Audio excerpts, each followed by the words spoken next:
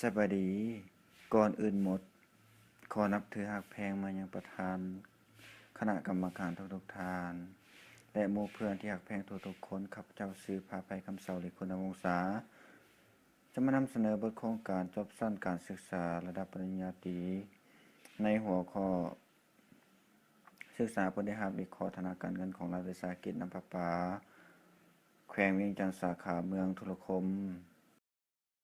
ที่มาและความสำคัญของปัญหา น้ำเป็นทรัพยากรธรรมชาติที่มีคุณค่าที่ยิ่งใหญ่ที่สุดต่อมนุษย์และสิ่งที่มีชีวิตอื่นๆและน้ำประปามีความสำคัญต่อมวลชนอย่างยิ่ง ในปัจจุบันมีการขยายตัวทางด้านเศรษฐกิจสังคมอย่างไววาดจึงเฮ็ดให้เกิดความต้องการใช้น้ำหลายขึ้น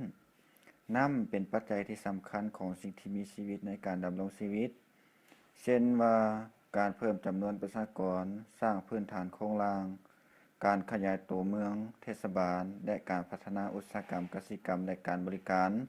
จึงเป็นผลเหตุให้มีการใช้น้ำมีปริมาณหลายขึ้นอย่างบ่หยุดยั้งซึ่งภาคและรัฐบาลเฮาได้ให้ความสำคัญนับมือนับหลายขึ้น และธุรกิจนี้ยังได้สร้างรายได้ให้แก่ประเทศชาติอีกด้วย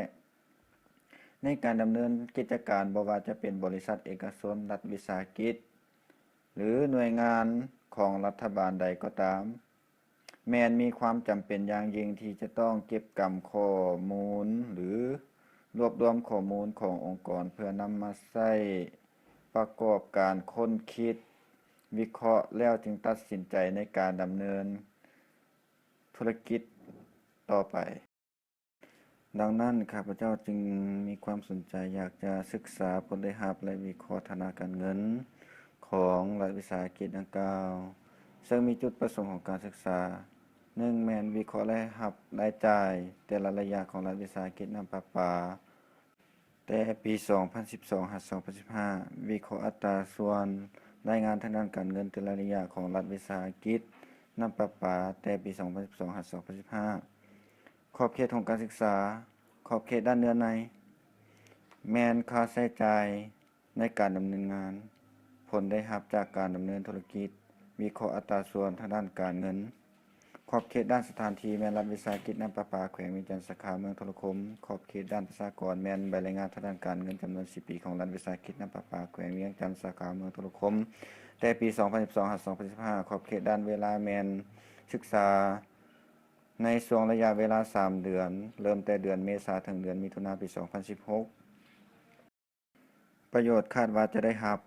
รู้ถึงรายรับรายจ่ายของการดำเนินธุรกิจรู้ถึงอัตราผลตอบแทนภายในรู้ถึงอัตราส่วนทางด้านการเงินจากการดำเนินงานรู้ถึงการวิเคราะห์เอกสารรายงานทางด้านการเงินตามแนวตั้งและแนวนอนและคาดว่าบทวิจัยดังกล่าวจะเป็นข้อมูลอ้างอิงให้แก่การเขียนบทวิจัยในครั้งต่อไปนิยามทรัพย์เฉพาะเอกสารรายงานทางการเงินหมายถึงใบรายงานทางการเงินต่างๆเช่นว่าใบสรุปทรัพย์สมบัติ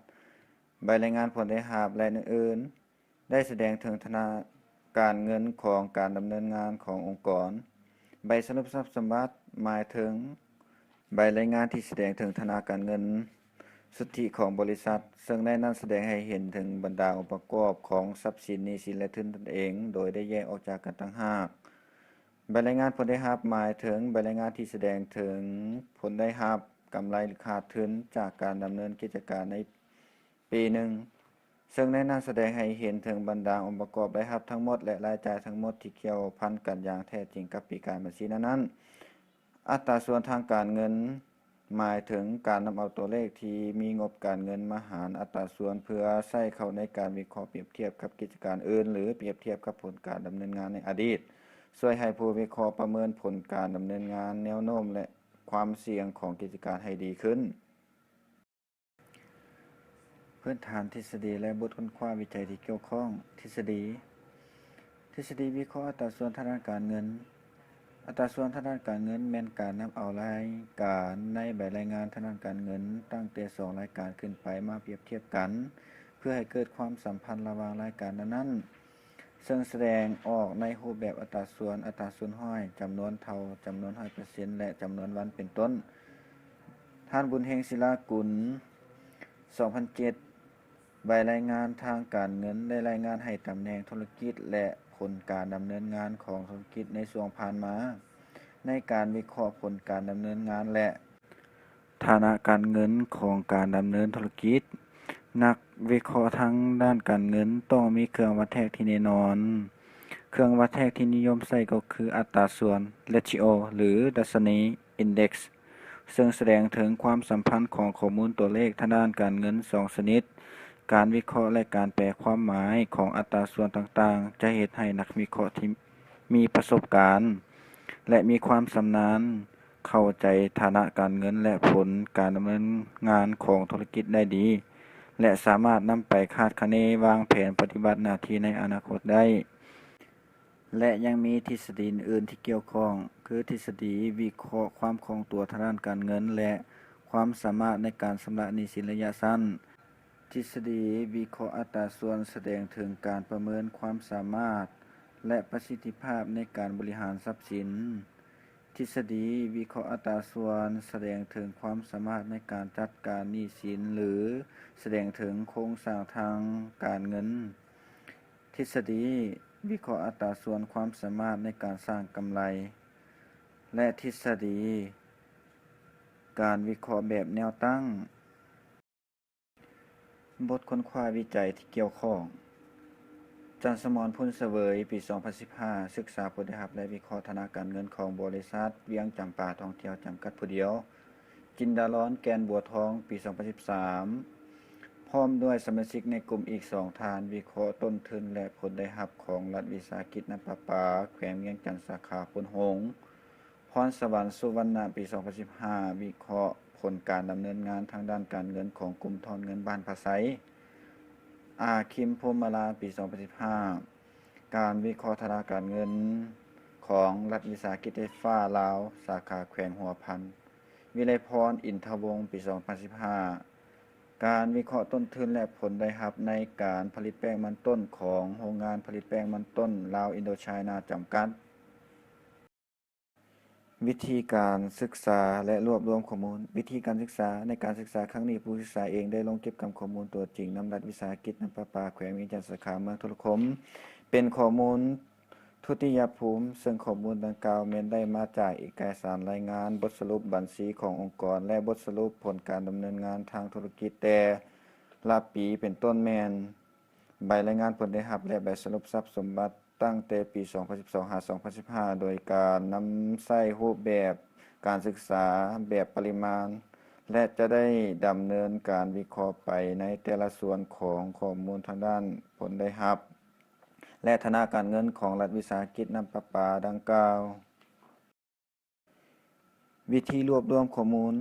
เบื้องต้นผู้ศึกษาได้เขียนใบคำร้องเสนอเพื่อขอลงเก็บกำข้อมูล โดยผ่านตามขั้นตอนการอนุมัติ แล้วจึงลงเก็บกำข้อมูลนำรัฐวิสาหกิจน้ำประปาแขวงเวียงจันทน์สาขาเมืองโทรคม ซึ่งเป็นข้อมูลทุติยภูมิ เป็นต้นแม่นใบรายงานผลได้รับและใบสรุปทรัพย์สมบัติ เป็นระยะเวลา 4 ปี แต่ปี 2012 หา 2015 วิธีการวิเคราะห์ข้อมูลในการวิเคราะห์ครั้งนี้ ผู้ศึกษาจะได้นำใช้วิธีแบบสถิติพรรณนาทั่วไปที่เป็นการศึกษาแบบปริมาณตัวเลข โดยการนำใช้โปรแกรม Excel ปี 2013 และสูตรคิดรายทางการเงินได้สร้างขึ้น โดยสร้างเป็น Spreadsheet หลังจากนั้นได้นำเอาผลของการวิเคราะห์อธิบายชี้แจงตามจุดประสงค์ของการศึกษาและวิเคราะห์ต่างๆ เทคนิคในการวิเคราะห์แม้นจะได้นำใช้2วิธีการคือ 1. วิเคราะห์แบบแนวตั้งหรือแบบ Common Size และแนวนอน 2. การวิเคราะห์ฐานะการเงินและอัตราส่วนทางด้านการเงิน โดยใช้วิธีเปรียบเทียบปีต่อปีที่สร้างขึ้นเป็นแต่ละตารางในการวิเคราะห์ โดยการนำใช้ข้อมูลรายปีเป็นจำนวน 4 ปี สูตรคิดรายอัตราส่วนเงินทุนหมุนเวียน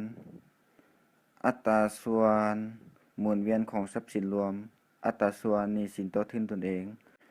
อัตราผลตอบแทนต่อส่วนลงทุน และสูตรคิดรายอื่นๆที่เกี่ยวข้อง ผลการศึกษา วิเคราะห์ยอดรายรับ